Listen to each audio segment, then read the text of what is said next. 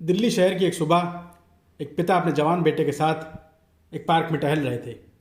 कुछ देर टहलने के बाद पिता ने बेटे से कहा कि थक गया हूँ, कुछ देर आराम कर लूँ, फिर चलता हूँ। पिता और बेटा दोनों पार्क की एक बेंच पर बैठ गए।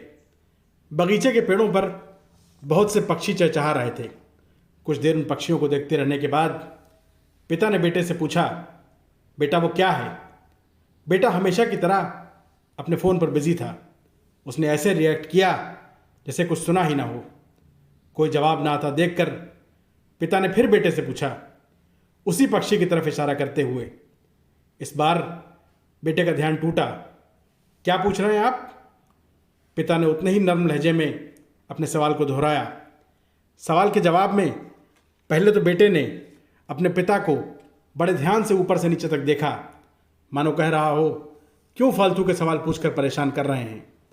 फिर उस तरफ दिखाते हुए पूछा, वो? हाँ वही, तोता है वो, क्या आपको नहीं दिख रहा है? पिताजी खामोश रहे।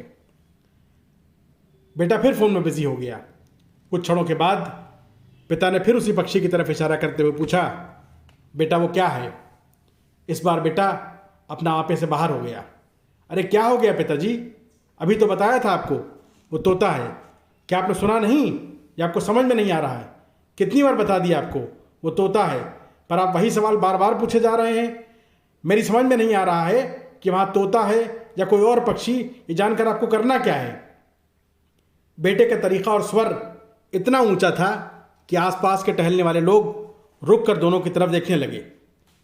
कुछ देर के लिए दोनों तरफ शांति हो गई। फिर बड़े विनम्र अंदाज में पिता ने बेटे से कहा कि बेटे, इस पार्क में मैं तुमको लेकर बचपन से आ रहा हूँ। तुम कोई 4 या 5 साल के रहे होगे। हम लोग इसी बेंच पर बैठे हुए थे। तुम भी मुझसे यही सवाल बार बार पूछ रहे थे। तुम्हारे हर सवाल पे मैं तुमको गोद में उठा लेता था और तुम्हें प्यार करते हुए कहता था कि बेटा ये तोता है। तब तुम्हारी माँ ने हंसते हुए कहा था, बस कीजिए, आप तो बच्चों के साथ बच्चे बन जाते हैं। 50 बार बता चुके हैं कि वो तोता है, और कितना बताइएगा? आज तो मैंने केवल 2 बार तुमसे पूछा और तुमको इतना गुस्सा आ गया। दोस्तों, आज हमारे समाज में, इस बदलते हुए सामाजिक परिवेश में, बूढ़े माता पिता की अहमियत दिन प्रतिदिन घटती जा रही है। कुछ घरों में तो निर्भर माता पिता को बोझ मान लिया जाता है और उनसे दुर्व्यवहार शुरू हो जाता है, और कुछ सो कॉल्ड पढ़े लिखे परिवारों में बूढ़े माता पिता को बिल्कुल अलग थलग कर दिया जाता है, और इस पारिवारिक बहिष्कार को जनरेशन गैप का नाम दिया जाता है। यानी हमारे और उनके विचारों में एक पीढ़ी का अंतर है।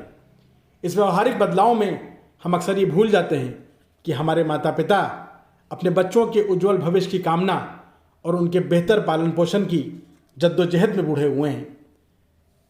हमारे युवा वर्ग को ये बात बहुत अच्छी तरह समझ लेना चाहिए कि आने वाले समय में हमारे बच्चे हमसे वैसा ही आचार व्यवहार रखेंगे जैसा तौर तरीक़ा आज हमारा अपने माता पिता के साथ है।